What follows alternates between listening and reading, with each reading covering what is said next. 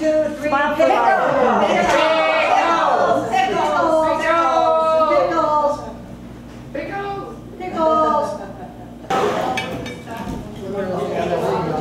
It's Wojo's 3-day pickle. But my last name, yeah, is Wojtowicz. But I go by Wojo a lot. Because they taste so good. and the people that make them have a good time making them.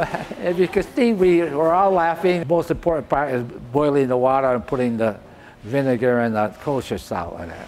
Eddie's been doing this about, how many years now, Eddie? 4 maybe, 5? 5 or 6. 5 or 6, and every year we usually have a big group just like this every year. This is, I don't know exactly where this recipe came from, Eddie. Where did It came from my sister-in-law to my daughter, to my granddaughter, and then I inherited it because I was retired and I could have the time to make it. Ed and I was here at 7:30 this morning, and we made the brine. The brine needs to be made early so they can cool off. So we made it at 7:30. It's been cooling off for like 4 hours now. And so when you go to do this, plan your day that you make, you know, the brine early, and then fill your jar later in the day, okay?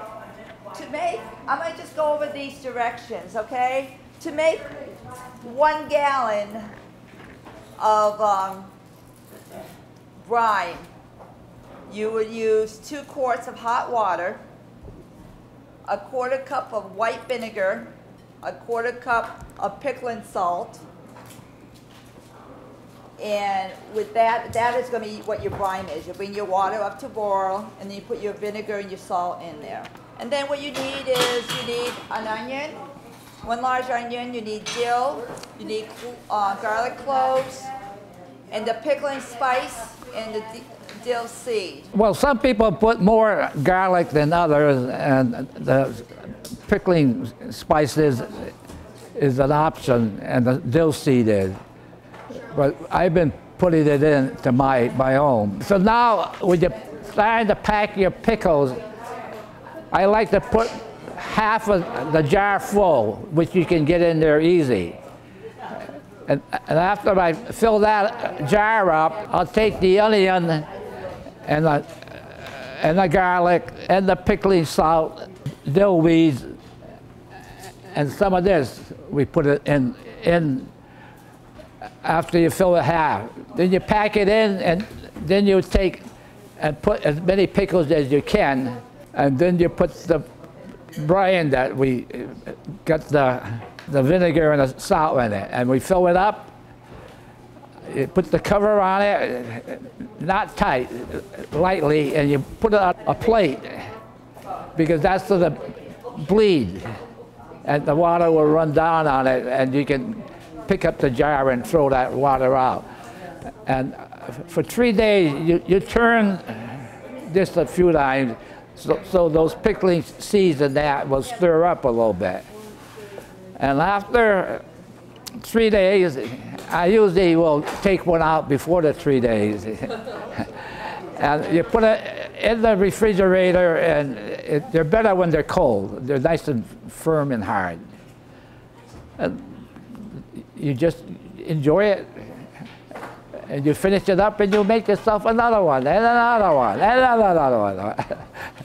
Usually I go through about 7 or 8 gallons. I think you need that full onion. A half an onion would be enough for a half gallon. And do you put it in slices or just the whole half? I put it the whole half. So now you can start putting your pickles in. The cucumbers in your jar. Just fill it like halfway over there, just like this. You can get your hand in there fairly easy. So, tip it sideways down. Yeah. Tip it sideways.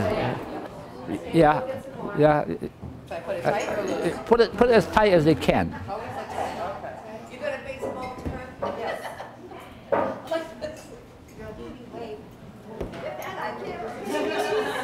Now put in my stuff, right? Yeah. Well, you need some pickles. Okay. She needs pickles. She needs pickles.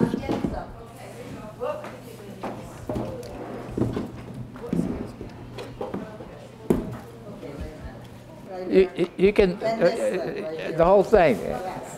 cut it up in pieces to stick it in. The idea is now you put your ingredients in there. No, this one would do. This one will do. Get me a cover. All right. Fill it up to the capacity with cucumbers first.